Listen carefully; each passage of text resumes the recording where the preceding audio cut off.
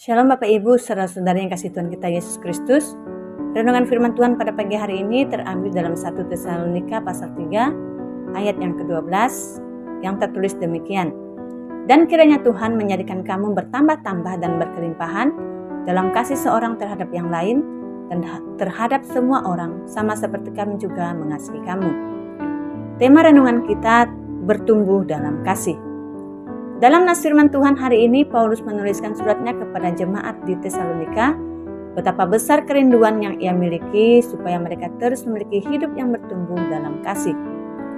Paulus merasa khawatir karena iman jemaat di Tesalonika yang masih tergolong muda bisa digoyangkan, bahkan bisa hilang karena situasi yang tidak mendukung membuat Paulus harus mengusahakan agar benih Injil yang telah ditaburkan di Tesalonika itu tidak hilang. Maka yang dapat dilakukan Paulus adalah mengutus Timotius untuk menguatkan jemaat. Kemudian dia selalu berdoa untuk jemaat di Tesalonika, dan dia juga berdoa agar Tuhan memberikan jalan untuk bisa lagi berjumpa langsung dengan mereka, supaya pengenalan mereka tentang iman kepada Yesus itu semakin dalam.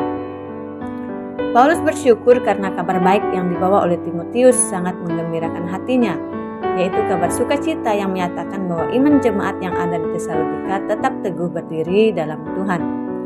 Meskipun jemaat di Tesalonika mengalami kesusahan, tetapi iman mereka tidak goyah untuk terus bertumbuh dalam kasih Kristus. Dengan demikian, Paulus terus menunjukkan kepeduliannya kepada jemaat Tesalonika dengan memberikan teladannya untuk mendoakan mereka.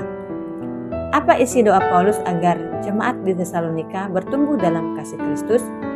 Pertama, ucapan syukur. Paulus merasa bersyukur karena Injil yang telah ia sampaikan kepada jemaat Tesalonika membuat ia sangat bersukacita. Ayat 9 menyatakan, sebab ucapan syukur apakah yang dapat kami persembahkan kepada Allah atas segala sukacita yang kami peroleh karena kamu di hadapan Allah kita?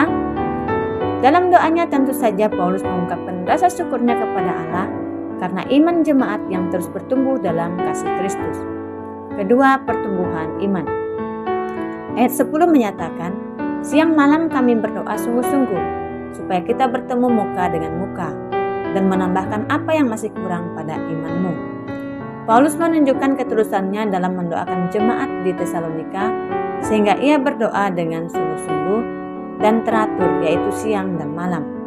Satu hal yang Paulus doakan adalah agar Tuhan mengarahkan jalan mereka ke jemaat Tesalonika untuk memenuhi apa yang kurang dalam iman mereka. Ketiga, jemaat bertambah dan berlimpah kasih satu sama lain. Ayat 12, dan kiranya Tuhan menjadikan kamu bertambah-tambah dan berkelimpahan dalam kasih seorang terhadap yang lain dan terhadap semua orang, sama seperti kami juga mengasihi kamu. Paulus berdoa agar mereka mengasihi bahkan orang-orang yang sulit untuk dikasihi, termasuk musuh mereka. Yesus sendiri mengajarkan kita untuk mengasihi musuh kita dan berdoa bagi mereka yang menganiaya kamu. Dalam Matius 5 ayat 43-44. Saudara yang terkasih dalam Tuhan, renungan firman Tuhan hari ini mengingatkan kita bahwa jika iman itu tidak dijaga dan dirawat, maka iman itu bisa hilang. Maka sama seperti yang dilakukan oleh Paulus yang mendoakan jemaat dan juga mengutus Timotius untuk menguatkan iman jemaat. Demikian juga dengan kita saat ini, jika kita tidak memelihara dan menjaga iman kita dengan baik, maka iman kita juga bisa hilang di tengah-tengah tantangan zaman yang kita hadapi. Yang kita lakukan adalah tetap berdoa kepada Tuhan, sebagaimana Tuhan pernah berkata, berjaga-jagalah dan berdoalah, supaya kamu jangan jatuh ke dalam pencobaan. Roh memang penurut tetapi daging lemah. Dalam Matius pasal 26 ayat 21. Ada banyak tantangan dalam kehidupan ini yang harus kita hadapi, yang bisa saja melemahkan iman kita. Seperti yang Tuhan Yesus katakan bahwa daging kita ini lemah, maka tetap perlu kekuatan doa untuk tetap mampu bertahan. Selamat beraktivitas, Tuhan Yesus memberkati.